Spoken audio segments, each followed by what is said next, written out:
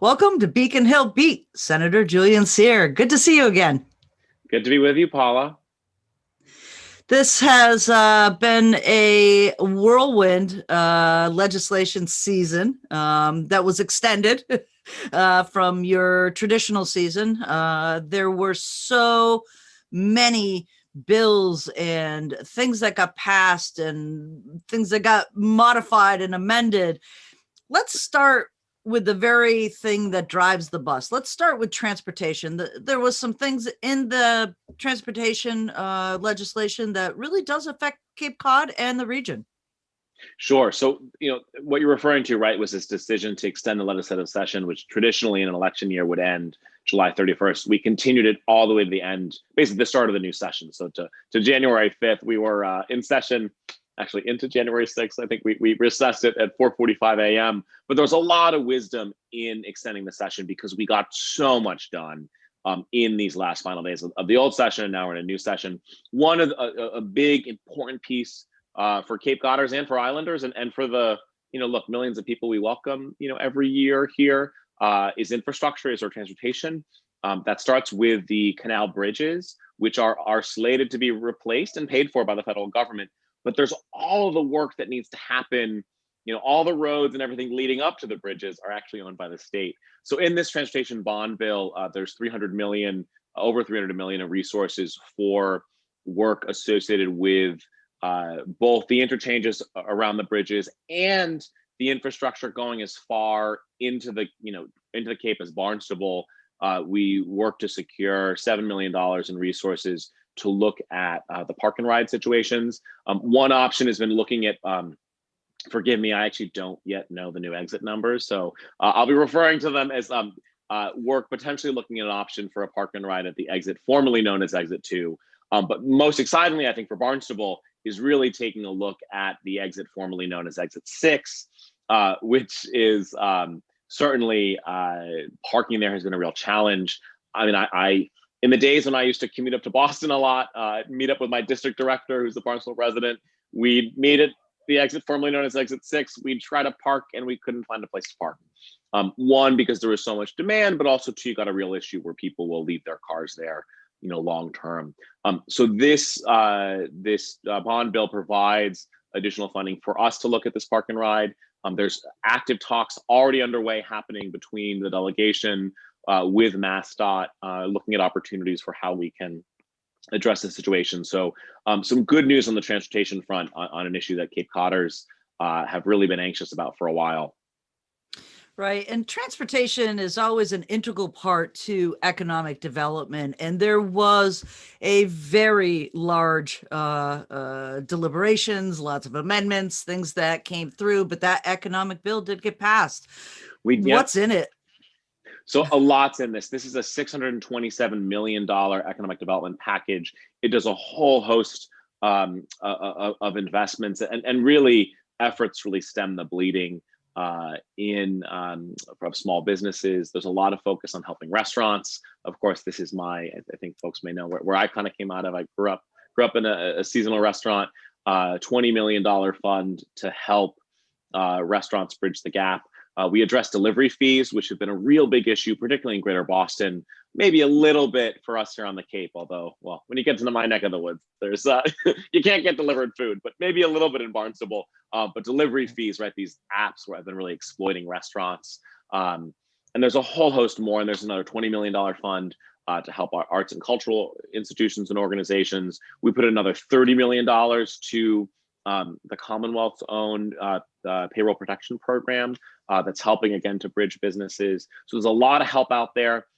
Encourage business owners and employees. Make sure you look at the programs that are available through the Massachusetts Growth Capital Corporation.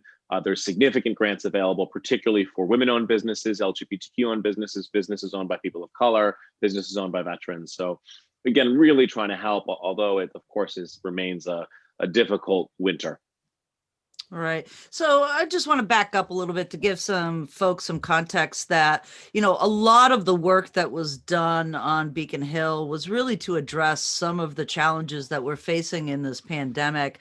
And even with the monies coming in, how important is to shore up our restaurants and to shore up these arts organizations to our economy? What's the significance of helping them as sectors?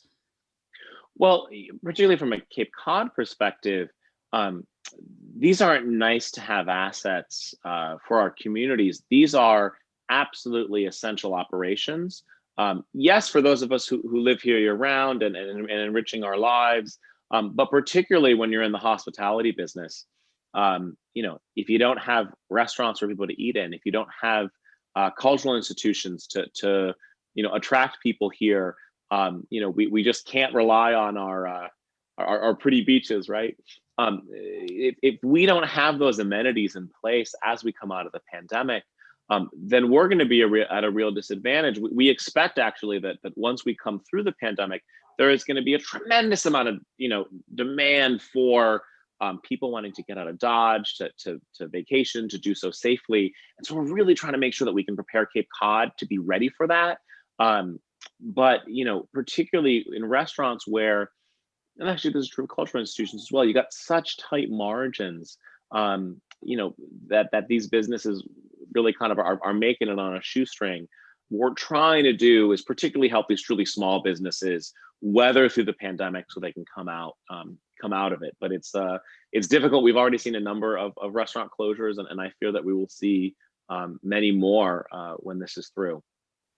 Women-owned businesses, minority-owned businesses, this seems to be somewhat more on parity than what we've seen in the past with these paycheck protection programs, that they're really reaching some of these very small micro businesses.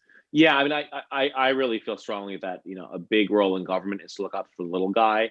I think everyone needs help right now, but I've really been pushing to make sure that the programs that we put in place in Massachusetts are truly targeting what are small family-owned businesses. I think of the restaurant my family had and we had for 30 years.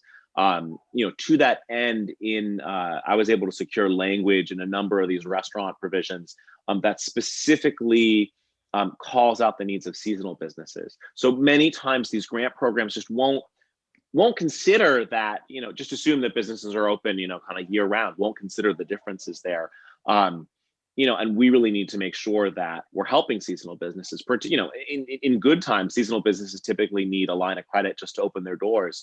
Well, when you've had such a muted summer season last year, going into the uncertainty this year, uncertain about workforce, who's going to be able to be here, all these uncertainties make it a lot harder for folks to decide when do they reopen, how do they reopen, and how do they really continue to be the real lifeblood of our employment here, right? The vast majority, aside from our healthcare sector and maybe municipal services and education, most all of us who make a life here on Cape Cod are employed in hospitality and tourism. It's actually a good way for folks to make a life here, but we really need to be supporting those sectors and those industries. I'd like to see Massachusetts doing a heck of a lot more. In our 45 point something billion dollar budget now, we only spend $10 million on tourism promotion. It's not even it's a rounding error, right? And so I'm really trying to work to get my colleagues to really see that, particularly in hospitality and tourism, for us here on Cape Cod, these are livelihoods for people, and they should really be valued just as much as we invest in biotech or sort of these other sort of sexier industries, quote unquote. Right. And that actually brings up a pretty good point as we head into the next section of this is climate, because when you look at economic development and how the Cape makes their living, really the two things are obviously that small micro business, those seasonal businesses or those businesses that rely on tourism to make their living, but we rely on the climate and what happens with climate change just as much, because with a little bit of a sea rise, the Cape may not be accessible like it used to be. So yeah, there's climate stuff too, right? Yeah, the climate crisis is existential for us, right? And I think it's not a matter of if, right? It's a matter of when, how many hopefully hundreds of years we have left on this peninsula.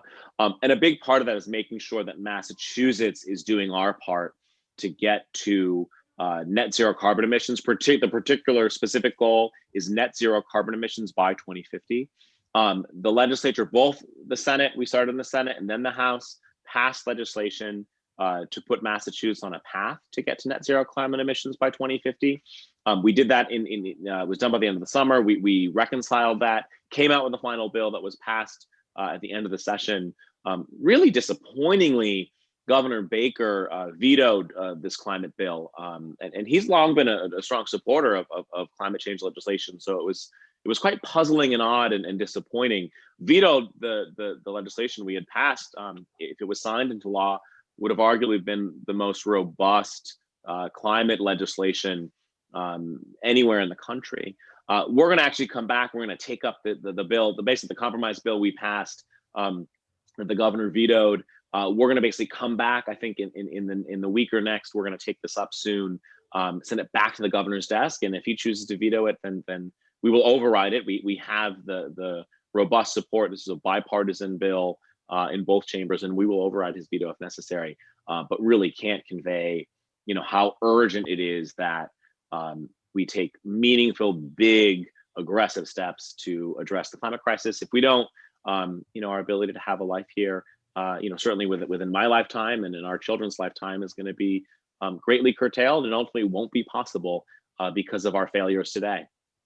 All right. So let's talk just a little bit about, the lofty idea of quote unquote a climate bill.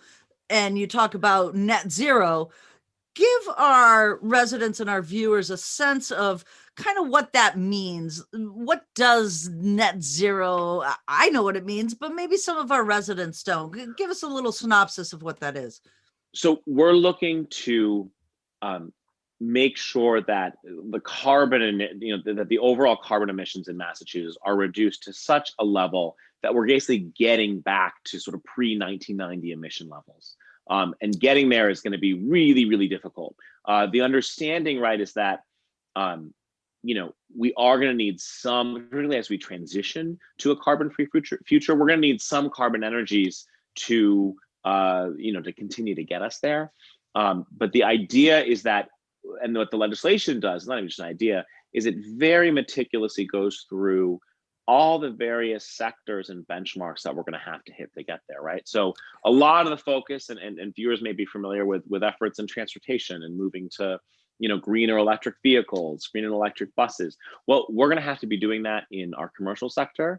We're going to have to be doing that in our residential sector, which is a really big challenge for a state like Massachusetts and a place like Cape Cod, where you've got a lot of, old antique homes, right, that aren't those heat pumps that we're trying to transition to, that are based on electricity, aren't as sort of efficient in an older home.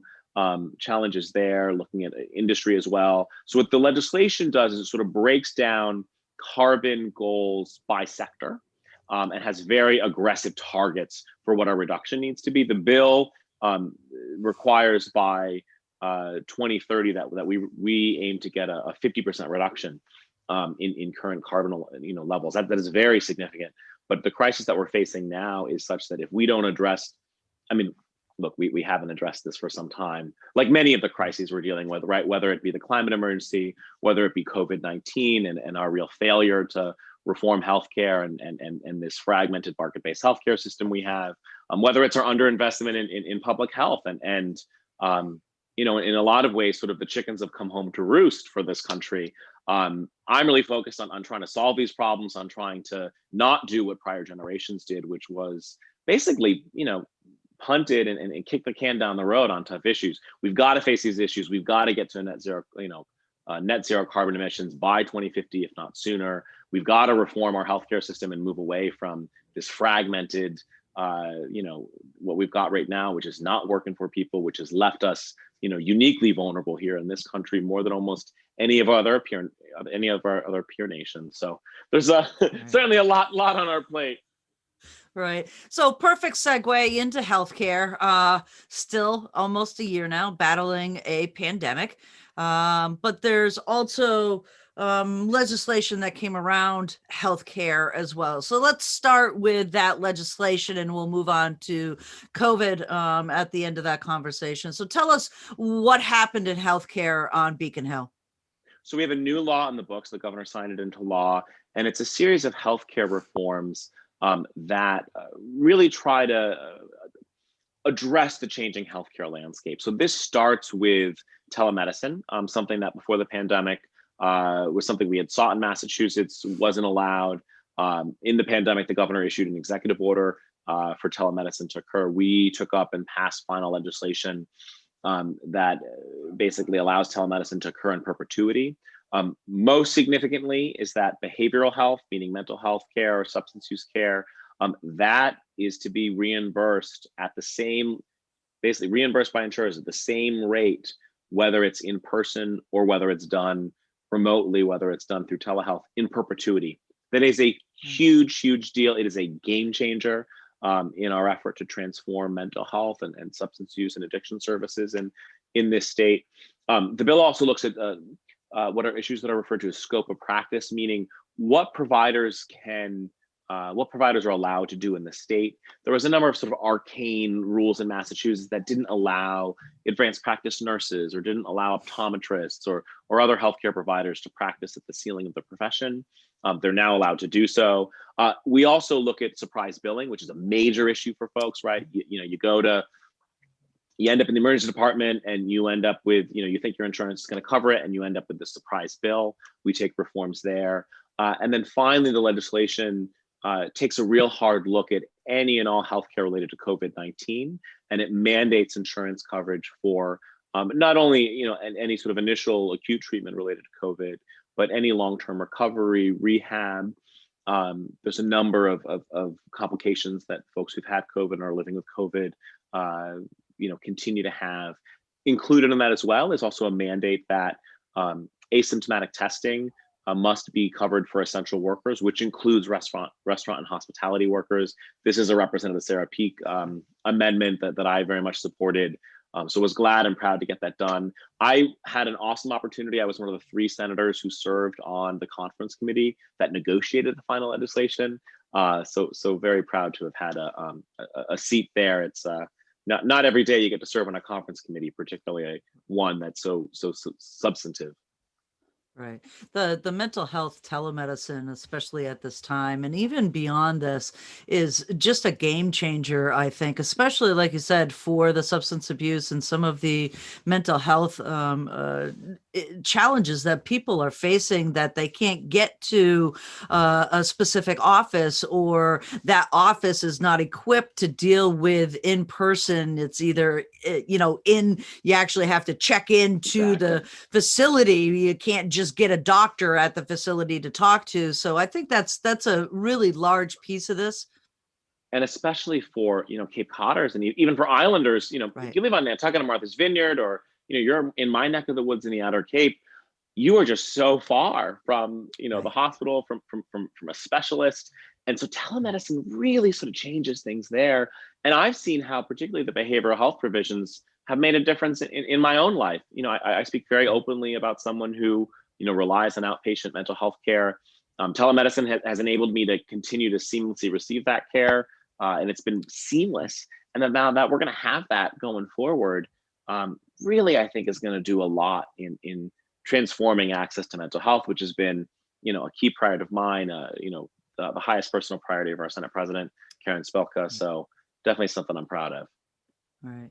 So healthcare is always a perfect segue right back to the pandemic. It seems that's all we ever talk about. But until we get through this crisis, there's a number of things that the governor has, done to, kind of guide us through this.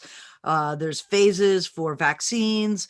We do have a lot of anxious people out there related to vaccines and to testing. The testing seems to be smoothed out a little bit. The 2 new testing sites that are large, and there's appointments available to get tested. That is just so key for us. But we're also experiencing some pretty heavy community spread here. So the vaccine is on the top of everybody's mind. What's happening, and How do those phases really work? So we're in a really anxious, difficult time where there's a proverbial light at the end of the tunnel, right, with this vaccine, which was remarkably, right, came on in 9 months, which is just incredible, and incredible tribute to science, and also a tribute to the United States, and invests a lot in this sort of research. Um, and yet we remain in a really vulnerable, difficult position. We still continue to see community spread um, across almost all regions of the Cape and Islands, and it is going to take some time, both in the vaccine distribution and also in the fact that even if you're vaccinated, we do not yet know if the vaccine it may prevent you from getting sick, or prevent you from becoming seriously ill, but we don't know about its effects with transmission. And so as this is getting rolling out, and I get that folks are frustrated. I share some of that frustration. I also, acknowledge that we've got a pretty fragmented market-based healthcare system. We've got fragmented local health. We've got a number of systemic vulnerabilities that I think after the pandemic need to be fixed and rectified. But while we're in it, has made this difficult. But it is going to take, at least another 6 months, if not more, until we have wider spread vaccination. What we're trying to do as a region is really pull together and make sure that we're speaking with one voice, providing consistent information. We've been doing this through Cape Cod COVID-19 Response Task Force. I think that's had some good success, and really working to ramp up vaccination when it becomes available. We're just finishing phase one. Phase one essentially was for hospital employees, hospital workers, first responders, other medical providers. Going into phase two, it's going to be adults over 65, starting with adults over 75, essential workers like those who work in a grocery store, or teachers, and so forth. But I think it's going to be some time still, and I know that's frustrating, but I think it's really important that folks realize that we've got a ways to go with this, and we'll be very fortunate if we're able to actually get widespread vaccination that we need in the next 6 months. So hang tight. I know this is difficult. I'm hopeful. I'm cautiously optimistic. I think we will have a summer season that will at least resemble what 2020 looked like, if not be a little more busy, which is also really good, right? We've got so many folks here who've really been concerned, not only about lives, about livelihoods. And I think for Cape Cod, the calendar, just how this pandemic has fell, we've had a little bit of fortune, right? In that we had we were able to have a bit of a summer. We saw a very low level of community spread this summer. And really it's been the community spreads, we've seen an increase towards the end of October. Then certainly the holidays, I think, have really clearly been what's really led to significant amount of transmission. And we just need people to continue to socially distance, to keep their distance, to wear a mask, particularly if you're indoors, and to wash hands, wash surfaces frequently, and stay vigilant. But it's gonna continue to be a pretty challenging winter. But hopefully by March, April, things will start turning around. We're trying everything we can, and I hope we'll have more information soon. Right. And hopefully a milder winter will allow folks to get out, at least for a walk. Exactly. Anytime it's like a 40-degree day, right? It's like, hey, I'm texting my parents, like, I'll come over for lunch and we'll eat outside, Right. Certainly the social calendar looks different than it traditionally would. But yeah, I guess not that we should be welcoming this sort of change in temperatures, because I remember even just 10 years ago it would be a heck of a lot colder and snowier than it is now. But I guess it's a bit of a silver lining, right, Paula? A little bit of a silver lining, and we thank you always for your time, for making time for Channel 18 to talk to our residents. Any last words before we sign off today? I mean, just thank you, Paula, for what you do. I mean, you, Channel 18, and the communications that Barnstable have been putting out have been really, top notch. Particularly the attention that y'all have been paying to our Brazilian community, which and other communities that really saw a pretty significant spread of COVID-19 early this, in this fall. You guys have just been essential partners. I think everyone's really trying their best here in a difficult situation, and hopefully, I'm increasingly confident that in the coming weeks we'll have better and better news and more access to vaccination. And till then, hang tight, and we're just trying to do everything we can to help folks get through this winter. Great. Thank you. Thank you, Paula.